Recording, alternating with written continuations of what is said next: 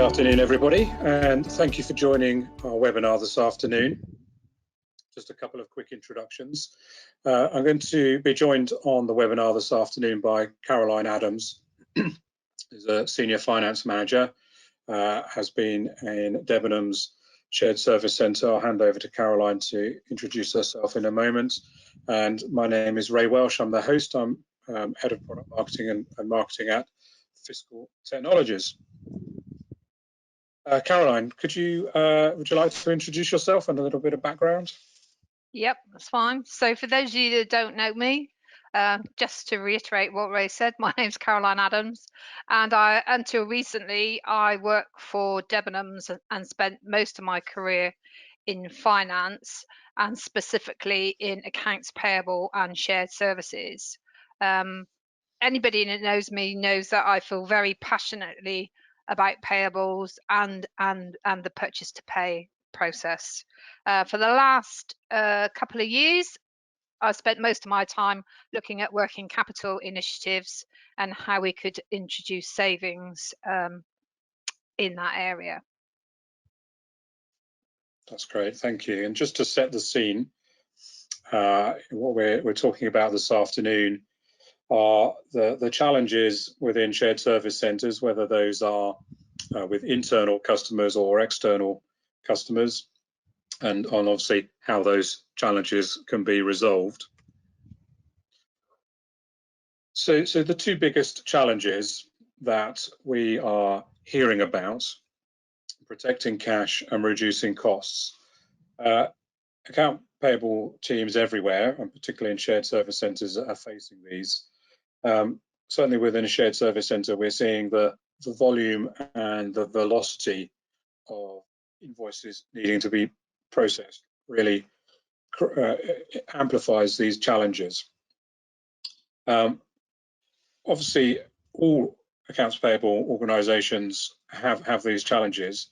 Within shared service centre, we've got the additional challenges that the multiple business units, the data and the processing needs the appropriate segregation to keep that data separate. So those are challenges that we're supporting, and through this webinar we'll talk about how they have been resolved.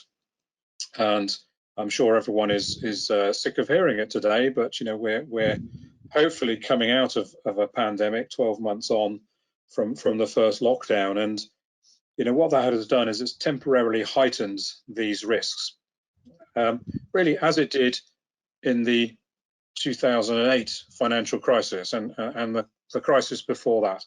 Whenever times are tough, we see working capital becomes a priority, protecting it, making sure it's readily available, and the squeeze on costs increases. So there's nothing unusual about the situation we're in. And we've seen currently the analysts, the main industry analysts, are reflecting these points, along with other priorities, such as being agile with new technologies, doing more analysis and modeling. And one analyst that really resonates with the FISCAL audience is the Hackett Group. And they've recently published their 2021 Finance Key Issues report that really shows the priorities that we're talking about here and some of the others. And we find that generally we get a very good agreement from our audience around these top 10, which FISCAL supports across the board. So our customers are aware of these challenges, these two really bubbling up to the top, the need to protect the cash and reduce the costs.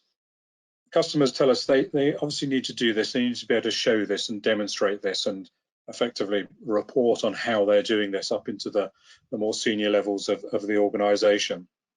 Caroline, what's your experience of seeing these challenges in a shared service centre?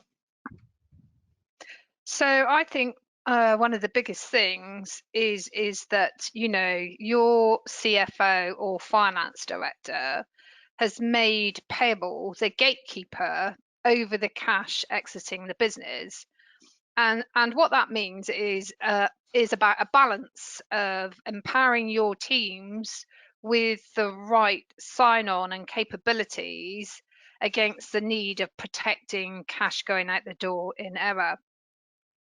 And one of the things that we always look at is the controls around suppliers, and specifically bank account changes, because the fraudsters have got very, very clever, and they start off by perhaps just notifying a change in address, which builds into a different build into different scenarios, leaving to cash leaving the business, which shouldn't do. So we specifically look at the controls around our suppliers.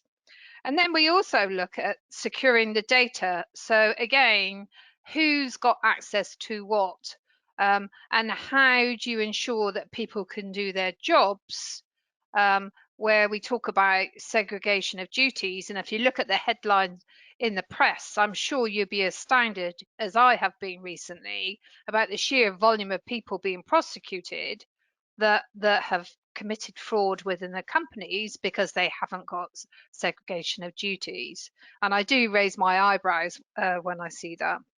And then we look at the what the data is telling us. So the idea is, like most people know, is about keeping the cash in the bank account for as long as possible. It doesn't matter who you talk to, that is what you're wanting to do whilst paying your suppliers on time. We also look to see who is working around the controls and the business policies that we've got in place. So again, you know, rather than having a simple process and working with how the business wants you to work, you will always identify rogue spend and people trying to work around those controls.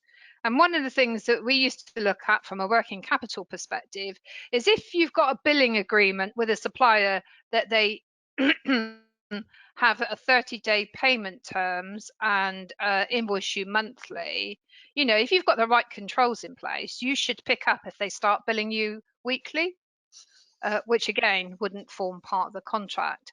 So that's just a flavour of some of the things that we used to do to watch out in our controls and processes. No, that's good. Really, really good to hear those real insights.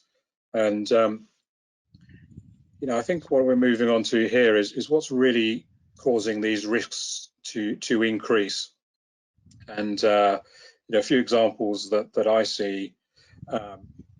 Starting off looking at protecting cash, you know, there are more ways now that invoices can be received into an organization, probably than ever before.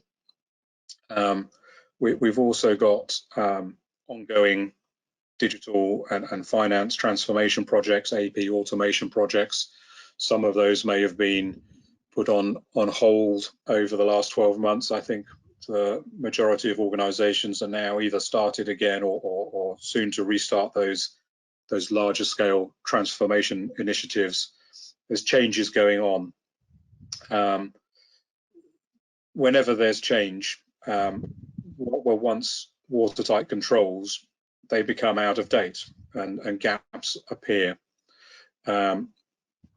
So it's that cat and mouse of once a gap appears, it can be addressed, and then there's a period where there are hopefully no issues, and something else will inevitably change, whether it's new technology, new processes, new interfaces with other systems, new feeder systems which deliver transaction documents in a different way. And that's one of those changes are what we see at FISCAL as to one of the main reasons why there's a risk of payments being made incorrectly is due to the way that invoices can be received. In terms of processing costs, you know, I think it's probably stating the obvious, every touch of an invoice, it costs you time and money. So where there are inefficient processes, that's where costs are unnecessarily high, but it's very difficult in many situations to actually see where there are bottlenecks or other forms of inefficiency in a process. without some time-based analysis that really shows different aspects of how invoices are flowing through a purchase to pay or an invoice to pay cycle. So that's where we see that there are inefficiencies. They're quite well hidden. They're not what people are looking at. Caroline, in terms of your experience, what have you seen that has introduced the risks into AP processing? Yeah, so you'll hear lots of people talk about straight through processing and only touching documents once. But I did, and as you've already said, Ray, touching, multiple touch points in a process costs time and money. So what we used to try and do is to stop everything at the front door of the process. Why would you introduce touch points further on? So an example of that is when we used to set our new suppliers up, like most companies, we used to do a welcome to Debenhams, be that in the form of an email, but then we used to follow up with a phone call if it was UK based and talk to the suppliers and start developing the relationship there about purchase order compliance, about invoice compliance, as well as the normal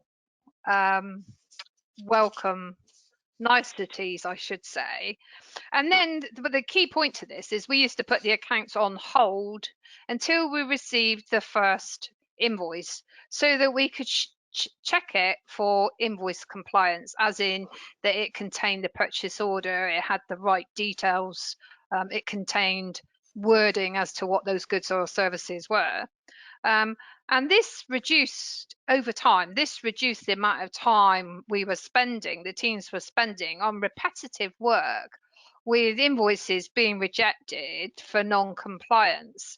And when you're working for a large retailer, we're not talking a couple of 100 invoices a year, we're talking thousands. And from the team's perspective, they don't want to be doing the same task week in, week out and talking to the same people, and those people are not taking notice. So by putting that strong control at the front door, not only did they know they weren't going to get paid until the invoices complied, it stopped the introduction of risk further down the process, and it worked really, really well. One of the other things that we did as well was on changing bank account details. Best practice on changing bank account details is that you ring the contact in the company that have notified you of the bank account changes, and don't rely anything on a face of an invoice or an email from someone. And again, that prevented fraud creeping into the controls and processes and protected our cash. So in other words, we used to act like a bank in our emails, being very GDPR aware as well. Less is good in this scenario, and didn't quote any details. That's great, thank you. And obviously moving on from how risks manifest, we're just talking about the impact is really what grabs people's attention. So rather than focusing on the obvious issues of depleted working capital and artificially high operating costs, I think we can all understand the impact of those. What's interesting is the knock-on effects from some of these missing or weaker than needed control processes. Mm-hmm. And I wondered, Caroline, if you could talk about some of these kind of secondary impacts, as they're often overlooked, I think, and people don't realize the magnitude. Perhaps just some of your experience on what those are. Yeah, so anybody working in AP wants to pay their suppliers on time, and the business wants you to pay your suppliers on time. It's about your reputation and protecting your brand, and not forgetting payment practice reporting now, depending on the size and if you qualify against the rules for having to report twice a year. And one of the things that I found was getting buy-in from the senior team about what accounts payable does and the impact around the business of people not adhering to the purchase to pay policy. We used to equate and use an example that where we wanted to show an impact of where there was cash leakage, we used to work out the working capital impact. And originally, I used to use an employee full-time equivalent salary to use as an example. But working for a retailer, you know, that might have changed 2 men's shirts, and we would calculate it, you know, by doing what you've done, that's cost 20 shirts. And it doesn't have to be complicated. If you can keep it simple and real and talk to people in their language, it's about getting their buy-in to something that the board wants you to do. It doesn't matter what organization, you know, people, the board or the business that you work for want purchase orders raised. Why do they want purchase orders raised? Because they want to see the committed spend. You know, why do they want you to receipt it? To show that you've had the goods and services. And if you've got clever techie systems, it will post an accrual for you if you're until you receive the invoice. All sorts of reasons why. But the biggest thing that I learned was to have the CFO or the FD signed in, and who wouldn't sign in is what I would say to that. And then we had, like, again, most companies, we introduced no PO, no pay many years ago.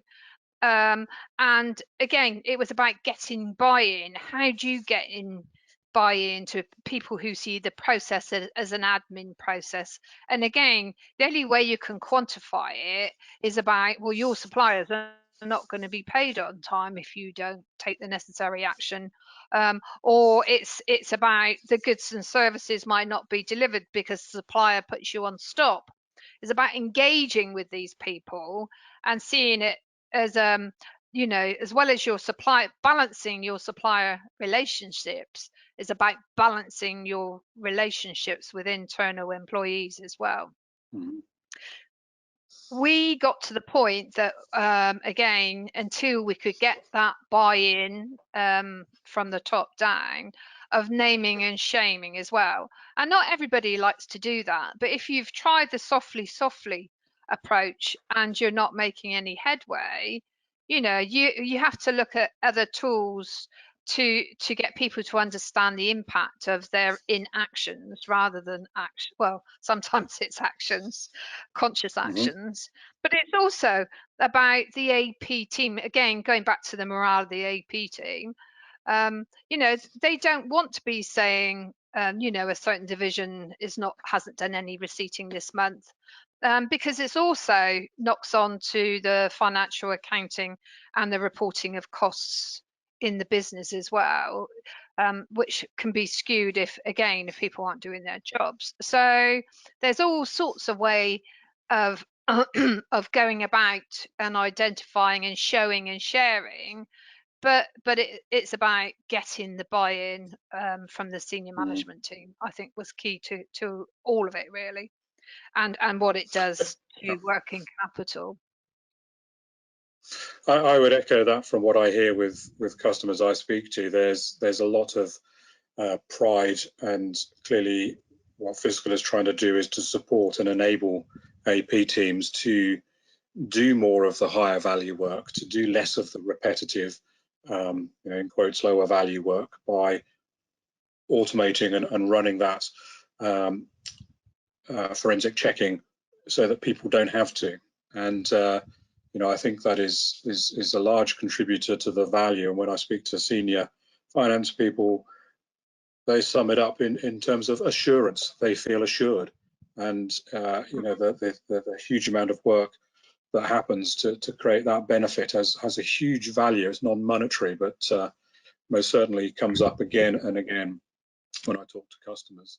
I wondered, just moving on, Caroline, if you'd now be able to just talk through a little bit about the experience from Debenhams, the project, what you experienced that led up to implementing FISCAL, and what happened as you did. Mm-hmm. So we've been a customer of FISCAL for many years, but I want to go back to the times when, and people will laugh at this, but when you had green on black screens and systems didn't talk to each other, and in our payables, if we wanted a report, we had to go to IT and specify the report, what we wanted, and then it had to be costed up etc. So I'm going back into very long periods in time, but we thought our reports were really good, and from a controls perspective, and we used to look at duplicates, or try and look at duplicates on a daily basis. And as we introduced different technologies, we introduced errors. And again, no matter what anyone tells you, if you've got a data processing team, there will always be errors, and don't think there won't be. And so we tried to enhance our reporting with different tables and things to pick up OCR misreads and to do the job that we needed them to do. And bottom line is, we mocked up some invoices and put them through, and the reports didn't pick the data up.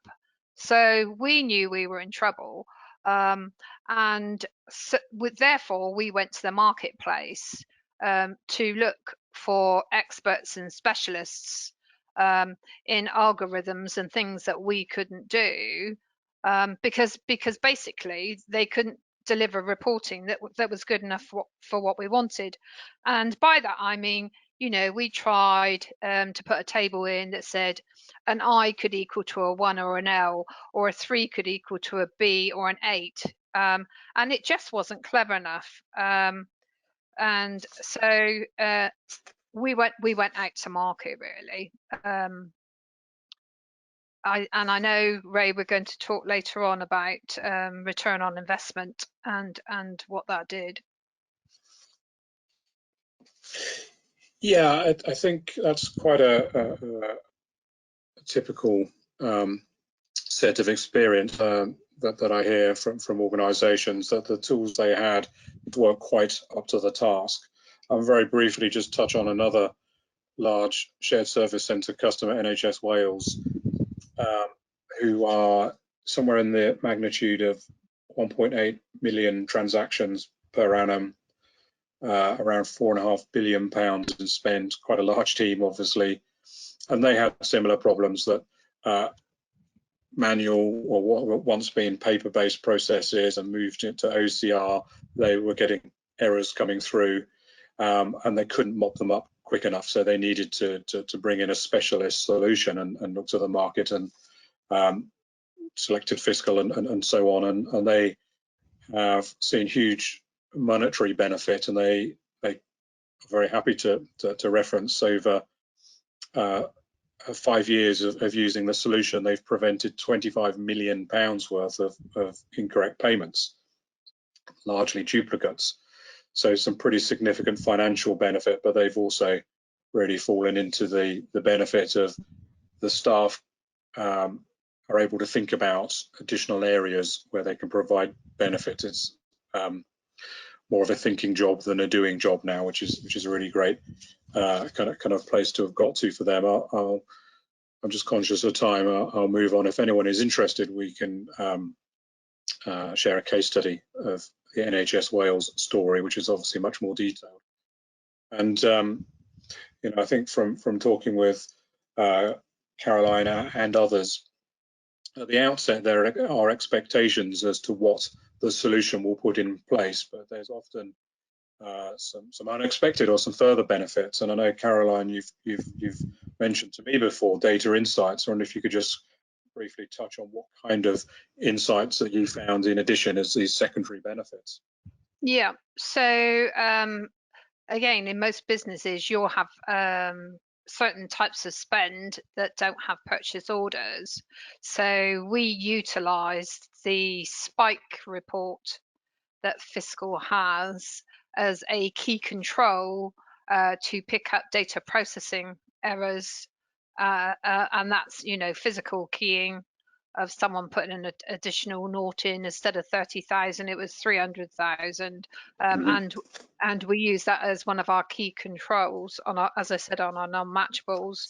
We also use some of the supplier reports to address to look at trends and to also help us with compliance issues. So where they were issuing multiple credit notes on accounts, you've got to look at why is that happening, and can we address that at root cause rather than having the time and the cost of processing additional documents. So we utilised more of the product, and I think one of the best things for us. I know we haven't talked about our rate of return, but we actually got our money back within an hour and a half of using the product. And that wasn't because we had poor controls. It was because we went back over 3 years. And when you're processing 1 million documents a year, you know, you're always going to have errors unfound. Although I should say, Ray, they should be found by the cost center managers and people that hold the budgets. You know, that there is two sides to every story. But one of the things that we used to do in Debenhams, obviously I don't work there anymore, is that we used to check all the invoices pre a payment run, and no payment run would go out without it having been through FISCAL checking. Again, prevention is better than recovery. So yeah. Yeah, certainly, and that's very much our mantra, and where our clients will very quickly find themselves is not wanting to do a payment run until they've run the approved invoices through FISCAL to understand what the risks are in there, even if risks which are being reported that they can then dismiss as acceptable. They want the confidence that that payment run is going to be as accurate as possible, and not have the additional cost of having to go back and try to recover any payments made incorrectly. I certainly don't want to go into any great details about our FISCAL solution in XG Forensics. The only reason I show this slide is I find it very clearly positions where our solution sits in the procure to pay process, and this is just a common question that comes up, so I'm hoping to preempt that. Of the last step before payments are made is the FISCAL processing, as Caroline mentioned there. So before pressing the go button on a payment run, the processing of the invoices, the checking of the master supplier file, the many checks that we do, and the forensic depth and our artificial intelligence, all the clever stuff happens behind the scenes, and it happens at a point which is that there's no potential to change any further details. So bank details can't be changed, invoice amounts, etc., can't be changed at that late stage in the process. So that's why we fit in where we do. So almost at time. So just wanted to summarise the contents that we talked about. Can I just say one thing as well that I forgot to mention?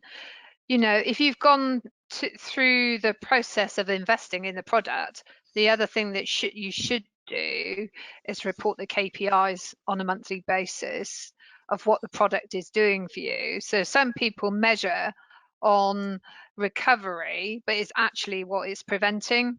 So it's how many documents that you've looked at, what you've stopped, again, which we used to publish on a monthly basis. Yeah, very much. And being a continuous and preventative solution, identified and prevented, I think, are the key metrics ongoing. Clearly, shared service centres and high volume accounts payable teams, they need a solution that can provide this protection by doing the in-depth analysis in a way that doesn't interfere with business as usual. So it's a point I like to make sure is clear that this is a cloud-based solution. It sits around but outside of ERP systems, accounts payable automation systems. So this is a non-intrusive solution, which is the other another concern that people have. It sounds great, but surely it's going to be hard to implement. And very important that people understand this is non-intrusive. It can be up and running in 30 days if your data quality is good in your ERP system. The benefits from prevention are often described as no-brainers.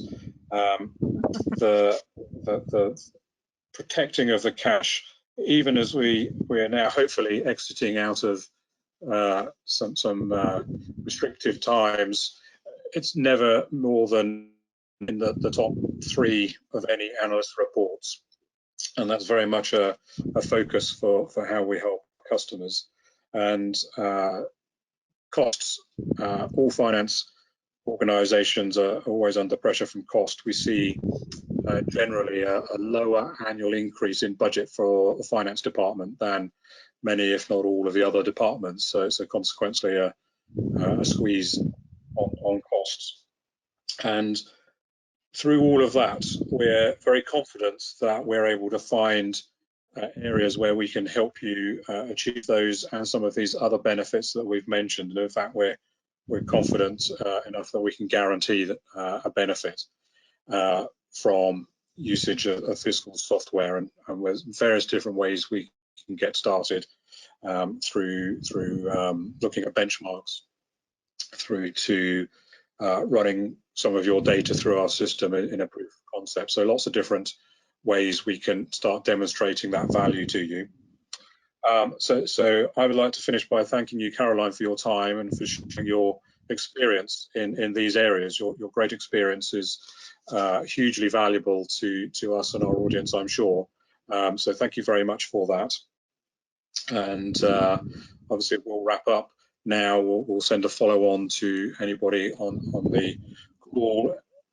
We're always open to email, so please do, if you're interested, get in contact. Otherwise, thank you from myself and on behalf of Caroline, and hope to see you soon.